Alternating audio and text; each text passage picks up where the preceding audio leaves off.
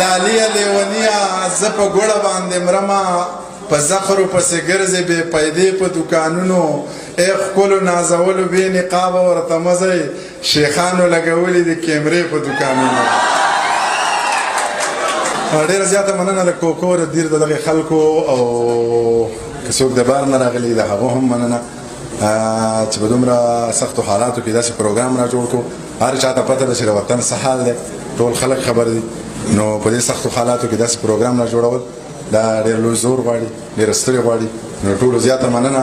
څه شعرونه چې مې ځان ته انتخاب کړي هغه به درته ووایم او بیا به در نظام که ښه خوند چې تر غرمې په اوازونو د مور نه ویښېږي، صادر د زلفو کړي په سپین مخ راخور نه ویښېږي، تر مازدیګره به اوده وي د چینار سوري ته په خوب مین دی د چنچڼو په شور نه ویښېږي.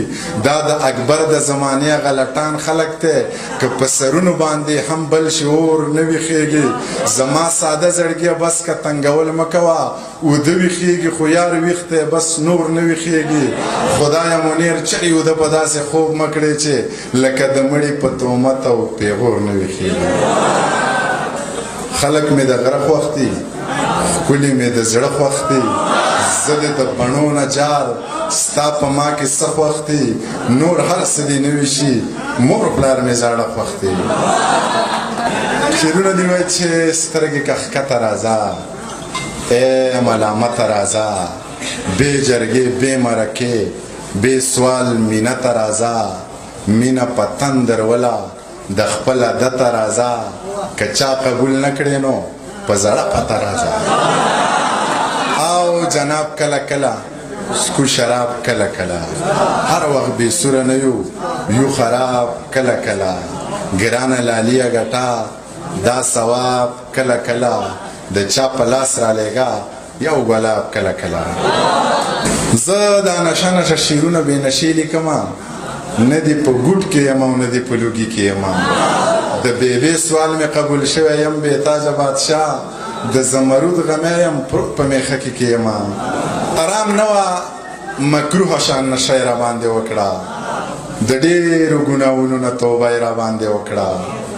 اذان یې وکړو زه یې د ماسخوتن د مونځ امام کړم چې شپه کله پخه شوه نو ټپه یې راباندې وکړه.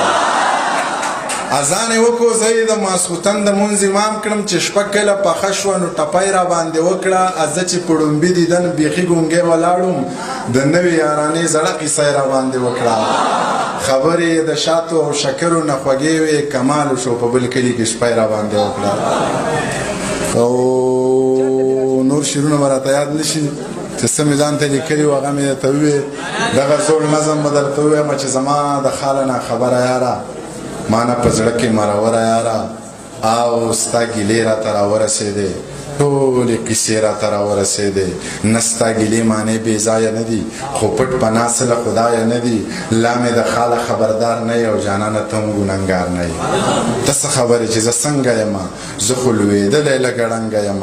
د چا خبره جانان لمر سپوږمۍ د ستوری دی، خو د مینې غم د خېټې غم باندې کمزوری دی. نه بې پښتو یم نه بې مینې نه مغروره یم، تا دې خدای وساتي خو زه بلا مجبوره یم.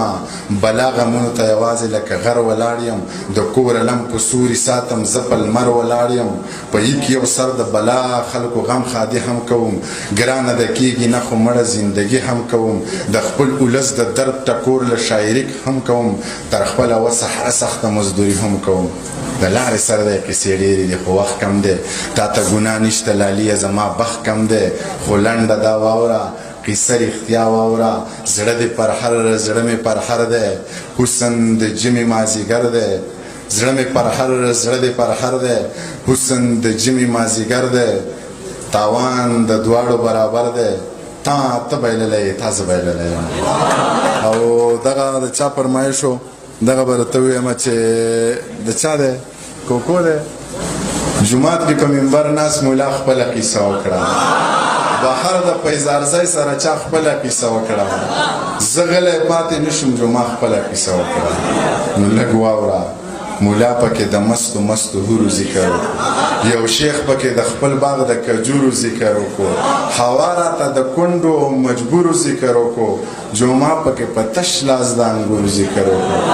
نو خبرې د د ټولو نه اول وشوې په ما پسې کنځلې بیا غلې پټې پټې په مولا پسې کنځلې سپورزل په ښکلو وکړې په هوا پسې کنځلې یو دی لیوني ونه کړې په چا پسې کنځلې ستا خیال دی یو زه پکې د امن او د مینې په مسلک یم د عدم تشدد په فلسفه باندې ښه کلک یم خلاف د جنګ جګړې بم بارود او د ټوپک یم پښتون یم د دې خلکو د لوبو چنچڼک یم نو ته ګوره چې نوې اسلحه راشي په ما تجربه کېږي زما په دې کپره څه ویړیا تجربه کېږي پښتون یم په ما هره ناروا تجربه کېږي په دې زخمي وجود هره بلا تجربه کېږي خو زه خیر دی زما به په رګونو کې سړه وینه وچېږي دا زړه به مې یو وارې بغاوت ته تیارېږي دا ژبه به اوس دغسې رښتیا رښتیا غږېږي که څوک پرې خفه کېږي او که څوک پرې خوشحالېږي زه مړه زه نور په خپلو غوښو پردي سپي نشم ساتلی